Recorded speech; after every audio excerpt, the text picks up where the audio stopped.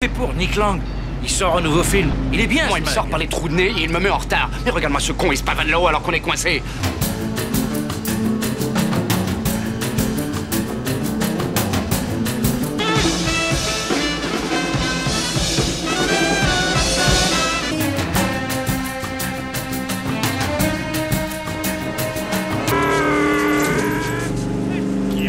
Fils de pute!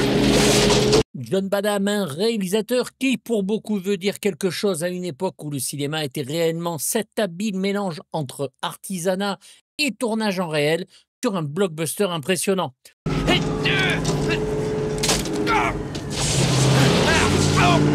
Aujourd'hui réalisateur de séries télévisées et depuis 2005 professeur de cinéma à l'université Chapman à Orange, John Badham fut pourtant l'heureux réalisateur de succès importants comme La fièvre du samedi soir en 1977, un superbe Dracula en 1979, dont je parlerai bientôt, son tonnerre de feu et ses hélicoptères démentiels dont je ne me remettrai jamais, un film que j'adore, un Wargames fantasme pour tout ado de l'époque qui se respecte, j'ai traité ces deux vidéos, et puis quelques films un peu moins motivants comme son Short-Circuit en 86, le formidable Étroit de surveillance en 87 malgré un script plutôt classique, le semi-raté Comme un oiseau sur la branche en 1990, pour arriver ici sur un buddy movie encore une fois classique, mais réussi et drôle avec deux têtes d'affiche très en vogue, Michael J. Fox et James Woods. C'est toi, trou du cul, à partir de maintenant, qui va écouter. On m'a retiré une enquête pour que je te serve de nourrice. Et en plus, maintenant, voilà que tu voudrais me squatter. Une histoire fun qui nous raconte celle de Nick Lang, une star hollywoodienne, un peu caricaturale, je vous l'accorde, principalement connue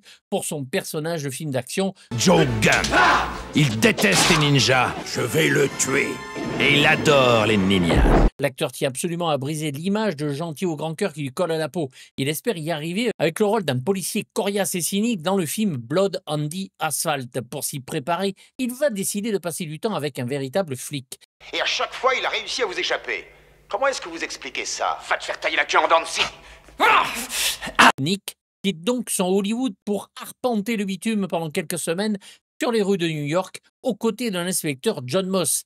Ce dernier, lui, traque un tueur en série surnommé le Videur Fou. L'entente entre les deux hommes ne va pas être en plus du bonheur professionnel ni humain. Il est absolument hors de question que je joue les babysitters pour un cowboy d'Hollywood à la mort moelleux. Et en plus, je suis en plein dans une affaire très délicate. Au scénario, plusieurs personnes, dont Lem Dobbs, qui va aider en sous-main sur le À la poursuite du diamant vert de Robert Zemeckis.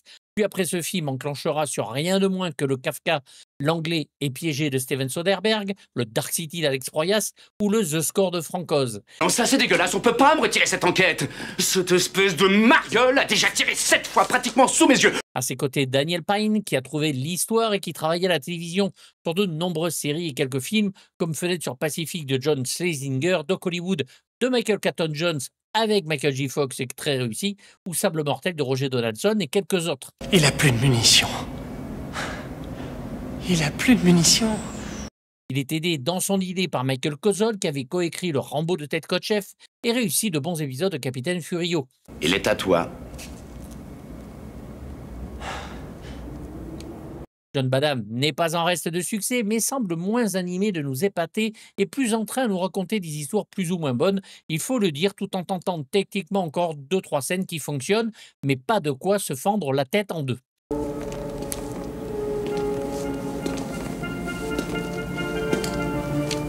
Malheureusement, si l'on enlève l'humour, la vision d'Hollywood et de la police est bien loin de la réalité et nous prouve que le film est un petit peu en mode flemmard sur son parti pris, trop ironique, mais heureusement que nous ne boudons pas notre plaisir sur le reste.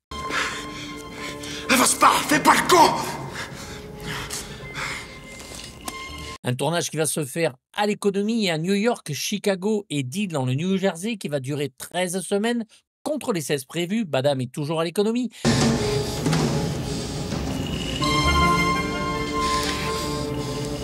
Et Rob Cohen, futur réalisateur de Daylight, Fast and Furious et son très bon Dragon, l'histoire de Bruce Lee, tournera les scènes de seconde équipe.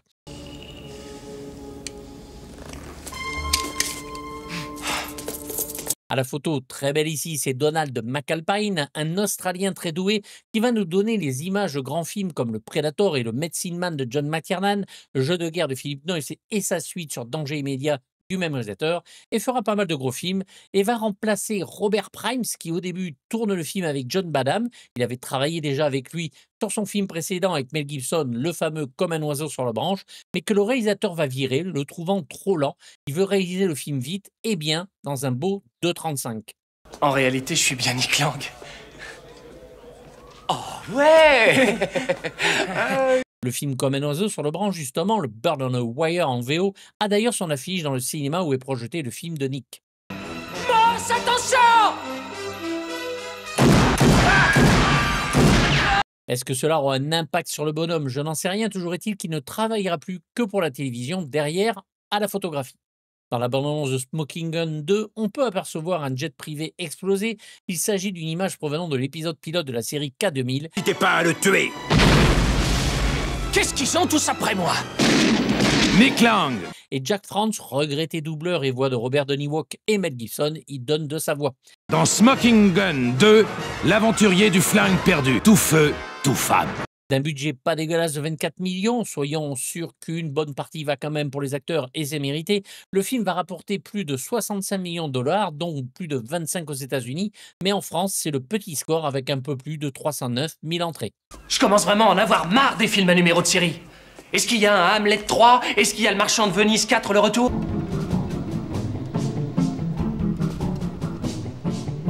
Ils viennent de sortir Henri V. Ah oui, d'accord. Je suis sûr qu'ils vont faire un malheur avec cette histoire.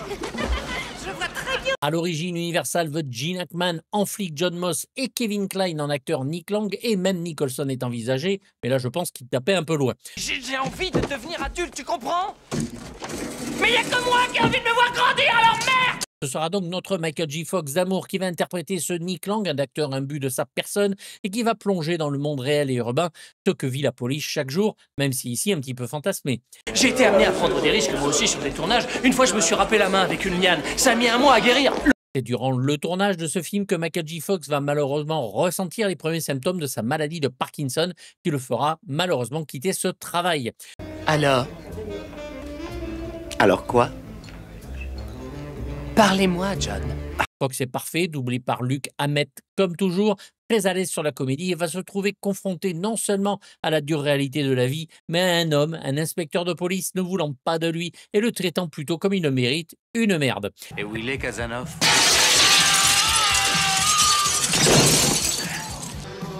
Il les avait pas. Bien sûr, tout changera en fin de film et les deux hommes deviendront amis, Nick ayant pris de gros risques en réussissant à impressionner ce flic aguerri. Tu crois que je l'aurais décroché? Tu parles. C'était du sur-mesure. Il faudra attendre 1996, soit 5 ans avant de le revoir en tête d'affiche d'un grand film, le fameux Fantôme contre Fantôme de Peter Jackson que j'avais traité. Ah, je ne veux pas que tu te glisses dans ma peau, tu entends?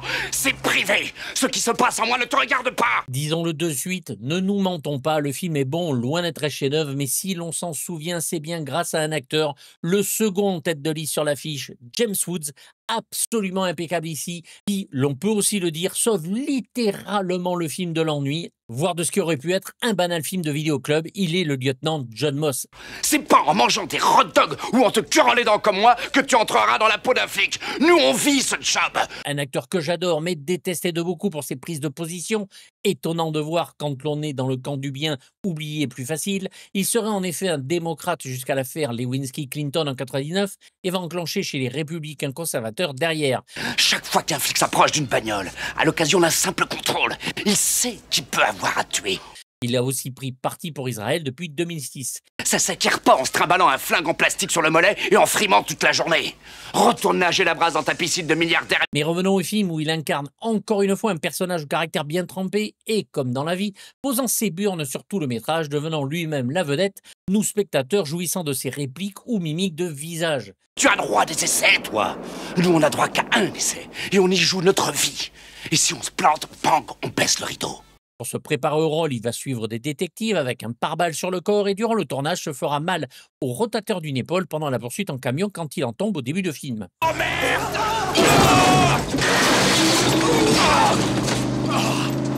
C'est Joel Martino qui le double très bien et l'acteur est vraiment le socle de ce film, impressionnant par son charisme qui bouffe littéralement l'écran.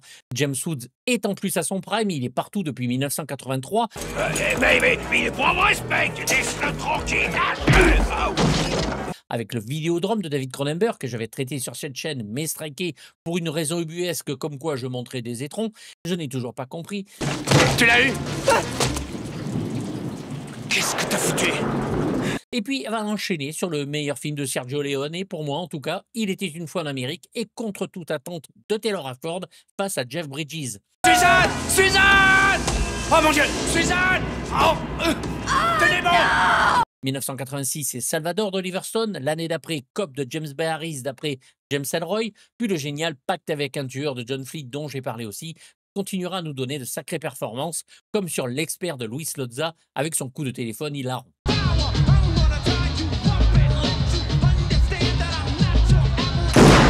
Il faut un méchant, et quel méchant, surjoué comme d'habitude par Stephen Lang, qui aime beaucoup en faire, beaucoup trop, mais toujours trop, ici encore en total roue libre, et c'est un bonheur.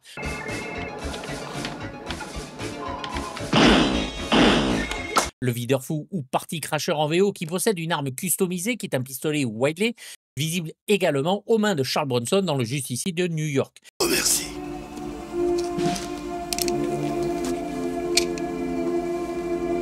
Stephen Lang est un habitué des méchants, il ne joue presque que cela, ici donc en total roue libre.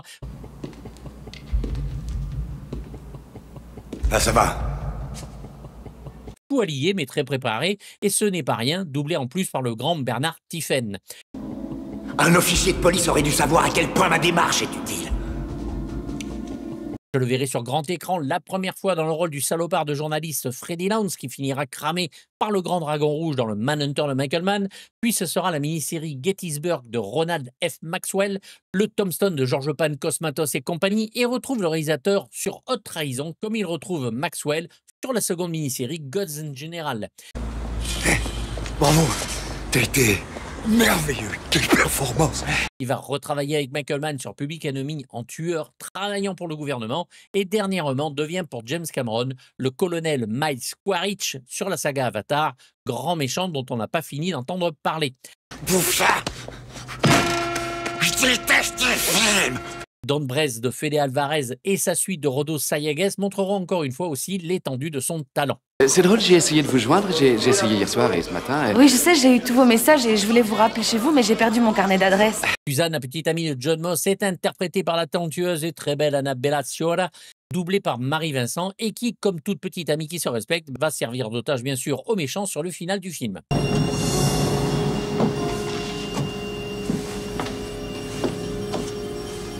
De grands films et de séries à son actif, comme Affaires privées de Mike Figgis, Jungle Fever, le chef-d'œuvre de Spike Lee, La main sur le berceau en mère de famille face à Rebecca de Mornay dans le film de Curtis Hanson, le Copland de James Mangold, et j'en passe tellement, et à la télévision jouera dans Les Sopranos, New York Section criminelle et dernièrement Tulsa-King. Suzanne! Une actrice que l'on adore et qui ici essaie de séduire ce flic qui lui essaie de sortir avec elle, mais qui est tellement pris par son boulot qu'il l'oublie à chaque fois. Il n'y a que deux manières de traiter ce gars. Il y a la forte et il y a la douce. La douce, oui. Voilà, John. Nous avons aussi plein de petits rôles derrière, comme Delroy Lindo en Capitaine Brinks, essayant de faire en sorte que les deux hommes s'entendent, et fan de Nick Lang, donc il n'écoute jamais son inspecteur. Il est doublé par Daniel Sarki. Attention, ralentis, John! Déconne pas! Déconne pas!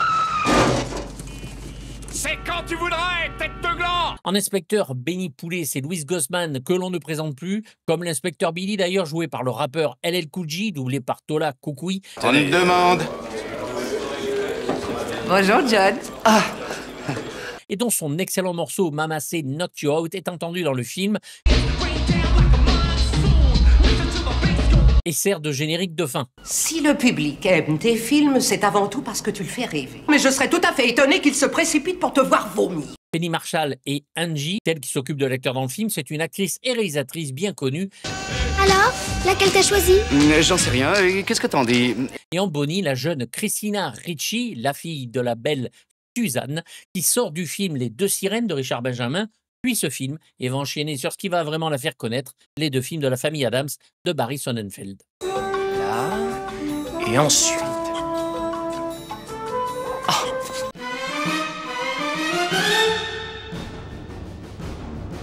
C'est un mec qui est mal outillé. Je suis sûr qu'il les a à zéro. C'est pitoyable. Arthur B. Rubinstein est un compositeur et chef d'orchestre américain qui va, à l'instar d'un Jerry Goldsmith et Joe Dante ou Franklin Schaffner, rester à travailler sur bon nombre de films de John Badham, leur donnant ce style inimitable, chose qu'il fera jusqu'à Meurtre en suspense en 1995. Il compose aussi pour la télévision sur La Croisière s'amuse, Embarquement immédiat, Franck Chasseur de fauves ou Les deux font la PR. Ça s'appelle la vie. Ouais. C'est donc ici son 5e film avec le bonhomme John Badham qui ne va complètement s'adonner à l'électronique, à la War Games ou au pal d'hélicoptère comme sur son Tonnerre de feu, absolument réussi, mais se plonger et faire surtout une belle place à l'orchestre avec un fond de jazz et d'électronique sur tous les rythmes et le thème du méchant qui rappelle la musique des Trois de surveillance d'ailleurs. On est du même côté, lieutenant! On a la même mission! Il va commencer justement par le jazz et un générique de début entraînant et presque festif. Le morceau met en avant la ville par son titre, Big Apple Juice, entendez jus de la grosse pomme, surnom de New York, et donnant le ton en définissant aussi ce qu'est la ville, un melting pot de personnes de toutes ethnies de vie si différentes, mélangeant donc aussi percussions latines, saxophone pour le jazz, quelques sonorités très asiatiques et bien sûr le thème principal de Nick Lang et John Moss, de leur relation aussi sérieuse qu'humoristique.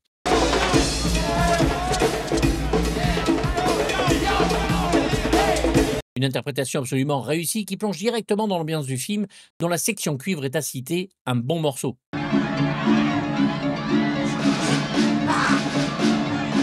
Le méchant a aussi son thème, celui en anglais du Party Crasher, un thème absolument réussi, sombre et menaçant. Après tout, le tueur est un vrai dingue et c'est le saxophone qui est encore mis à l'honneur. Nous sommes début des années 90, ne l'oublions pas, c'est un instrument à la mode avec un beau et intelligent fond de synthétiseur dont l'atmosphère donne vraiment l'idée de ce qu'est le maniaque fou mais bien préparé.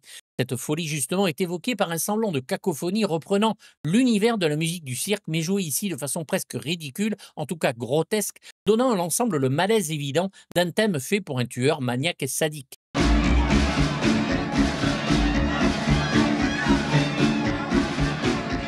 Le Manhattan Tow Truck fournit au disque le premier vrai morceau d'action très solide dans sa construction où corps de cuivre et rythme électronique très soutenu nous emporte et surtout souligne encore à quel point il est très à l'aise dans ce genre de composition, écoutable à l'infini sur CD, la musique étant sortie chez Varese Sarabande à l'époque.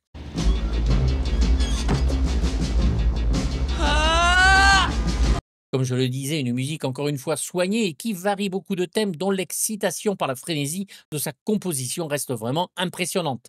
Ghetto à la Hollywood et le morceau définissant la découverte par Nick du vrai problème de la ville urbaine, loin de ce qu'il connaît dans sa bulle hollywoodienne, vient un ghetto malfamé où percussions obligatoires et cordes donnent le suspense voulu et toujours au rythme, ce son électronique que l'on aime. Suzanne! Rubinstein semble particulièrement inspiré ici, presque plus sur son tueur d'ailleurs implacable, auquel il va donner les meilleurs morceaux, comme le He Dead, She Dead, où il joue vraiment avec le personnage et la musique qui le concerne. Entre musique donc jazzy de polar noir et films de tueurs modernes, The Hard Way étonne et surtout reste un score encore une fois très sous-estimé, dont le final n'est pas un reste, loin de là, avec ce thème principal qui est développé dans une envolée presque lyrique, en tout cas très héroïque.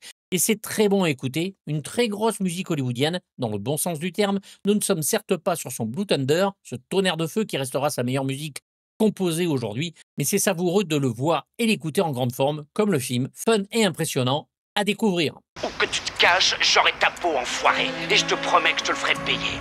Tu veux parier? Paris tenu.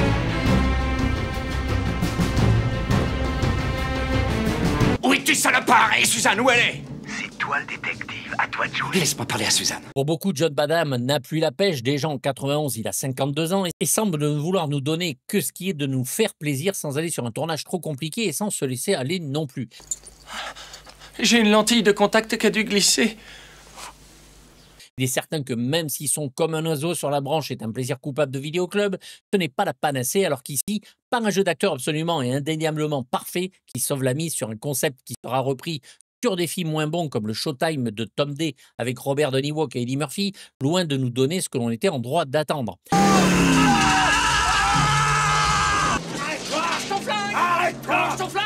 La comédie policière n'est effectivement pas ce qui demande le plus de boulot, mais les deux têtes d'affiche nous en donnent carrément pour notre pognon, ce qui fait de cette manière forte un film classique dans sa narration et dont on se souvient. On se fixe! Crève PD! Paye les marteaux! Mais les films standards que l'on adore, il y en a des tonnes et pas d'exception ici avec un James Woods absolument délicieux en flic acariâtre. La manière forte reste un bon film détonnant qui nous offre donc un duo que tout oppose et qui étincelle à l'écran, qui reprend toutes les formules du buddy movie afin que notre plaisir soit total. Au revoir. On s'appelle. Non mais c'est pas vrai, dites-moi que je rêve. Non mais Suzanne, vous l'embrassez? Un final bien sûr spectaculaire et une statue géante de la tête de Nick Lang en plein Times Square rappelle, toute proportion gardée, celui de la mort aux trousses du grand Alfred Hitchcock sur le mont Rushmore. Fumier! Doucement. Voilà, ça y est. Arthur Hiller devait réaliser le film au départ, avant le deal signé chez Universal par John Badham. Je ne m'en plaindrai pas. Ils ont droit à des essais au cinéma. Nous, on a droit qu'à un essai. Reste que bien loin d'être un chef-d'œuvre, la manière forte est appréciée de beaucoup et se regarde vraiment encore aujourd'hui très très bien, les années n'ayant aucune prise sur le film. Et on y joue notre vie. C'est de moi ça? C'est à moi qui l'a piqué. Hey man. Bref, un bon 5 poils et demi sur 6 pour moi. Régalons-nous, c'est rare. N'hésitez pas à me faire part de vos avis dans les commentaires, j'y répondrai comme d'habitude, même négatif si c'est écrit poliment. Vous avez le lien pour les DVD et les Blu-ray s'ils existent dans la description. Vous pouvez vous abonner à la chaîne Patreon qui vous permet d'avoir les vidéos en avance sans censure ni pub et avec des lives et des vidéos inédites. La boutique est ouverte avec mug, t-shirts, suites, tabliers de cuisine, bref, plein de choses. Vous avez aussi le lien en description. Pensez à vous abonner, c'est gratuit, ça fait plaisir si vous en avez envie. Mettez un pouce et activez la petite cloche pour les notifications. Et à bientôt pour du lourd. Bye bye. Ce putain de film est de moi de A à Z. Ce petit con m'a tout piqué.